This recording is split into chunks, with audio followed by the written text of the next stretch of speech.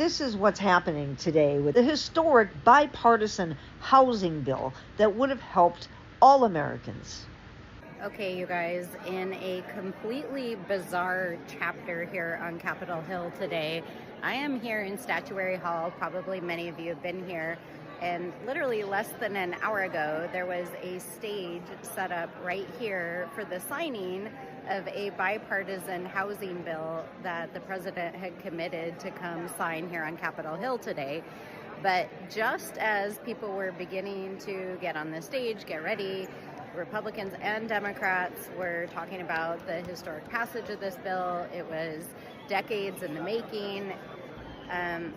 The president tweeted he wasn't coming because he's having a temper tantrum that the Senate, and especially Senate Republicans, will not pass his voter ID law, which is basically designed to override state voting laws. He posted this morning, "Today's housing news conference and signing is hereby canceled until such a time as we pass the desperately needed Save America Act, which I consider to be a national emergency.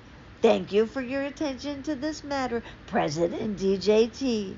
I don't know what he's pissed about more, because underneath in all caps, he says, "My real poll numbers are the highest they've ever been." Thank you, President DJT.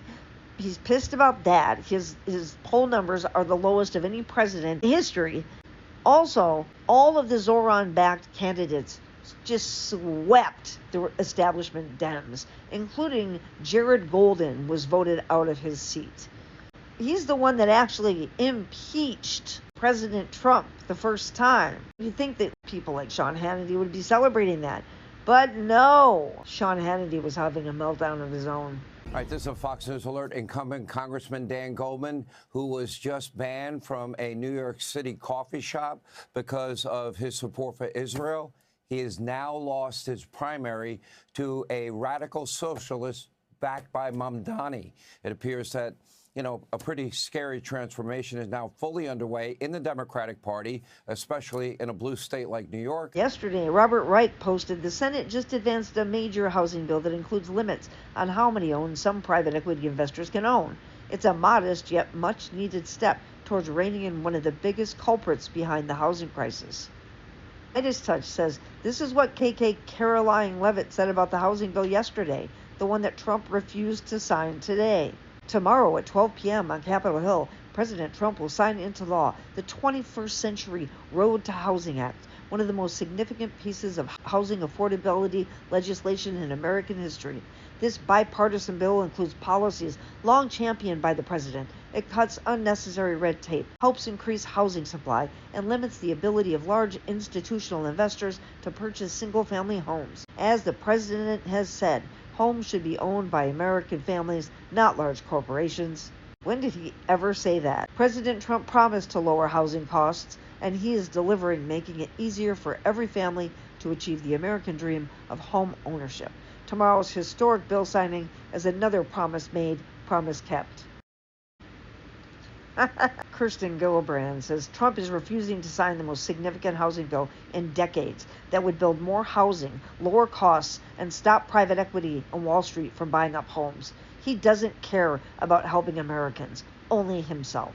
Congressman Maxwell Alejandro Foss says Donald Trump canceled signing a bill today that would lower cost of housing. Why? Because he'd rather make it harder for you to vote instead. That's true. One of my favorites, Brooklyn Dead Defiant, says, look no further than Trump's big tantrum blocking the bipartisan housing bill from being signed as proof that he doesn't give a shit about Americans. All he wants is to rig the midterms because he shit the bed, and he's dragging Republicans down with him. LOL. Yeah, who knows what he's mad about, really? I mean, he could be mad about what Sean Hannity's all puffed up. And what's wrong with Sean Hannity? Sean Hannity, are you okay? Why are you so puffed up? The last time I saw somebody puffed up like that, they had hepatitis and they were toxing out and their body was just getting so bloated. That's what you look like, Sean Hannity. Get some help. I worry about you. No, I really don't. I really don't give two fucks about your health. But I still have human curiosity. I have a small amount of empathy left. I care a little bit about all humans. which I'm finding to be a fault of my own.